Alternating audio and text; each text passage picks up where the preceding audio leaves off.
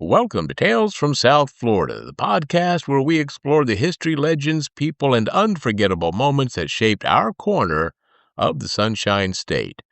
I'm your host, Bill Monty.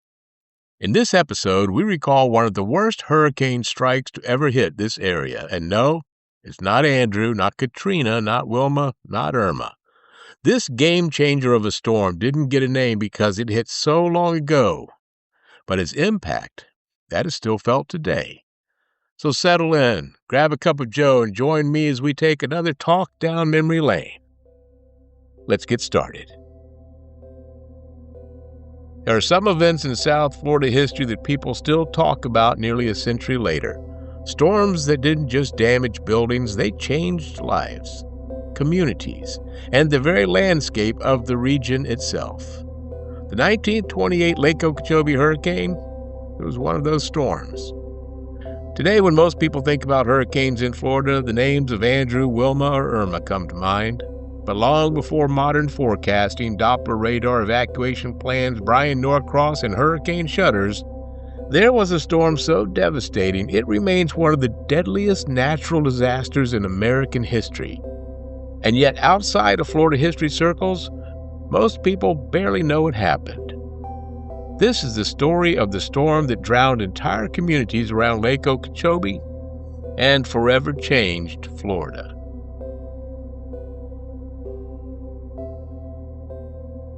To understand the tragedy, you first have to understand what South Florida looked like in the 1920s, and we've talked about it before, because this was the era of the great Florida land boom. Developers promised paradise. Railroads stretched farther south. Cities like Miami, Fort Lauderdale, and West Palm Beach were growing rapidly. Tourists arrived on Henry Flagler's trains looking for sunshine, opportunity, and excitement. But inland, from the glamorous coast, well, there was a very different South Florida growing. Around Lake Okeechobee, for instance, farming communities were growing fast. The rich black soil near the lake was ideal for agriculture. Poor sugarcane, vegetables, and other crops, they all thrived there. Small towns like Belle Glade, Pahokee, South Bay, they became agricultural centers almost overnight. The lake itself, well, if you've been there, you know, it is enormous. In fact, Lake Okeechobee, it's the largest freshwater lake in Florida. Back then, however, there was one problem. The lake had very little flood protection. There were only some small mud dikes and natural embankments separating communities from the water. But because that was all there was, this storm would be catastrophic. The hurricane itself began in the Atlantic in September of 1928. It was already powerful when it crossed Puerto Rico, where it caused massive destruction and thousands of deaths.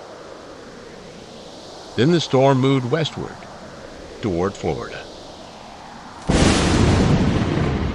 On September 16, 1928, the hurricane made landfall near Palm Beach.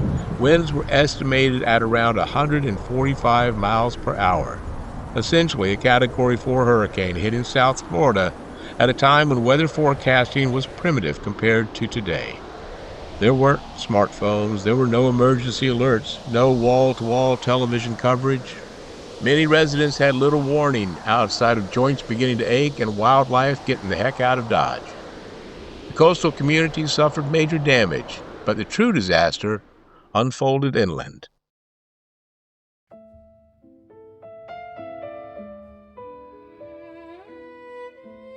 As the hurricane crossed the state, its powerful winds pushed the waters of Lake Okeechobee southward like a giant tidal wave. The lake overflowed. It burst through the weak dikes surrounding nearby communities, and what happened next, it just had to be horrifying. A wall of water, in some places estimated to be between 6 and 20 feet high, rushed into farming towns during the night. Because doesn't it seem like hurricanes always strike at night? Many people were asleep when the flooding began. Homes ripped apart. Entire communities vanished beneath the water. People climbed trees, rooftops, anything that they could hold on to. Families were swept away together. Others became separated forever. Survivors later described hearing screams in the darkness as floodwaters carried away neighbors and loved ones. The devastation was overwhelming.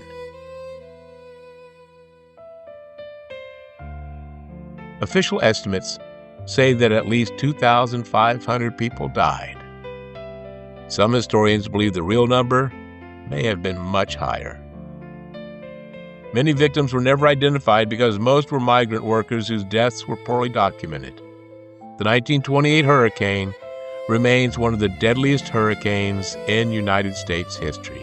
And one of the most haunting parts of this story, like most hurricane stories, is what happened afterwards. As you know, if you've been down here during hurricane season, if you've been in South Florida, you know that the heat and the flooding can make recovery extremely difficult. Bodies were being discovered for weeks after the storm. Mass graves were used because there were simply too many victims to identify individually. In West Palm Beach, victims there, they were buried at Woodlawn Cemetery. But many of the victims around Lake Okeechobee were buried in segregated mass graves with little recognition at the time. For decades, those burial sites received far less historical attention than they deserved. It's only been in recent years that there has been more effort made to honor these victims properly. The tragedy? It also exposed major racial and economic inequalities in South Florida during that era. Many wealthy coastal residents were able to evacuate or had stronger structures. Poor agricultural workers around the lake, they had nowhere to go and almost no protection. The storm revealed how vulnerable those inland communities truly were.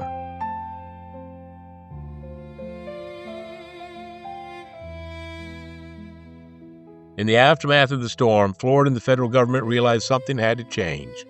The disaster led to major flood control projects around Lake Okeechobee, and eventually, the Herbert Hoover Dike was built around the lake.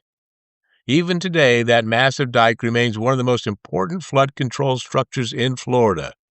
And you know, if you've ever driven near Lake Okeechobee and you've seen those towering embankments, you are looking at one of the lasting legacies of the 1928 hurricane.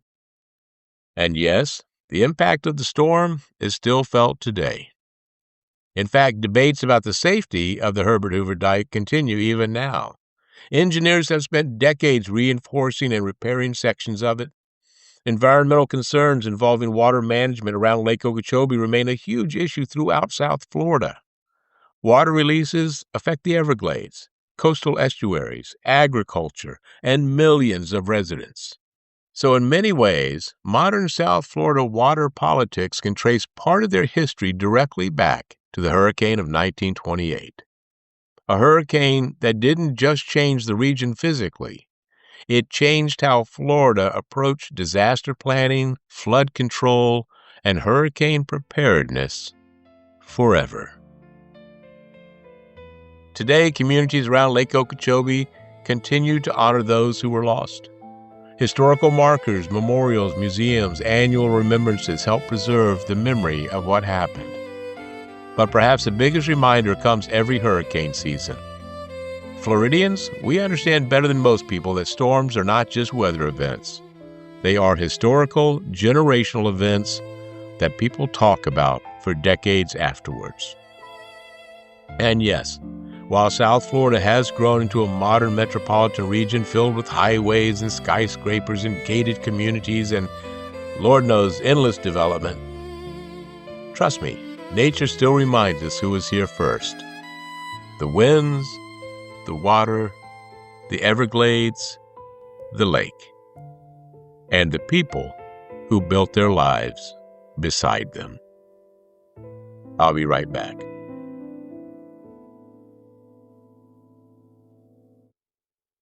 Hi, this is Bill Monty, and if you enjoy the podcast, sharing episodes, spreading the word, well, truly that means a lot, and it helps the show grow like you wouldn't believe.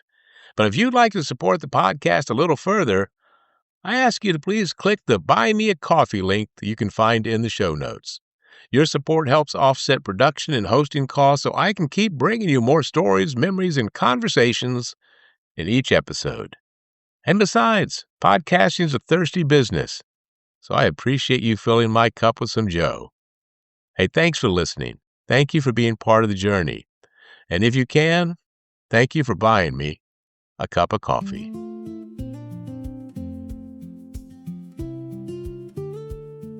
One of the remarkable things about South Florida history is how quickly people rebuilt after tragedy. The region endured hurricanes, economic crashes, fires, floods, countless setbacks. Yet people stayed. You, me, we stayed. They rebuilt towns, replanted crops, reopened businesses, opened new businesses, continued creating the South Florida that we know and love today. That resilience is part of this region's identity. Always has been, always will be. As we wrap up today's episode, I ask you to take a moment to think about how different life was in Florida nearly 100 years ago. I don't think I have to tell you, there was no air conditioning. There was no modern forecast, no interstate highways for people to be stuck on for evacuations. There was just small communities. They were carved out beside one of the largest lakes in America that was suddenly facing one of the most powerful storms ever recorded. And through unimaginable loss, those communities endured. They still stand today. That's a story worth remembering. That's another of many of the tales from South Florida. If you enjoyed this episode of Tales from South Florida, my friends, please like, follow, and subscribe. Share the show with your friends and family who love Florida history and nostalgia. And as I mentioned before, if you'd like to help support the podcast even more, please visit the Buy Me a Coffee link in the show notes or go to our website, talesfromsouthflorida.com. You can find that Buy Me a Coffee link there too. Also at talesfromsouthflorida.com, you'll find more episodes, a Spotify playlist, links to our YouTube channel, and so much more. Until next time, when we take a talk down memory lane together to discuss more stories, legends, and memories that made South Florida what it is today, I remind you to always be safe and be kind. Take a talk down memory lane, 'cause the history around here is just insane. Pirates World, the Sporto and more. These are the tales from South Florida. With Bill, Monty, we got tomorrow, make it good to be. With Bill, Monty, these are the tales from South Florida. Hello, friends. Bill Monty here, and I'm inviting you to join me on the podcast, Bill Monty's Guide for Getting Older. Now, this is not a podcast about being old. No, it's about understanding the world we're growing older in, how we care for each other, how we protect what we've built, and how we make sense of the systems that are supposed to look out for us, especially when we need them the most. Bill Monty's Guide for Getting Older. It is available wherever fine podcasts can be found, and I look forward to talking with you soon.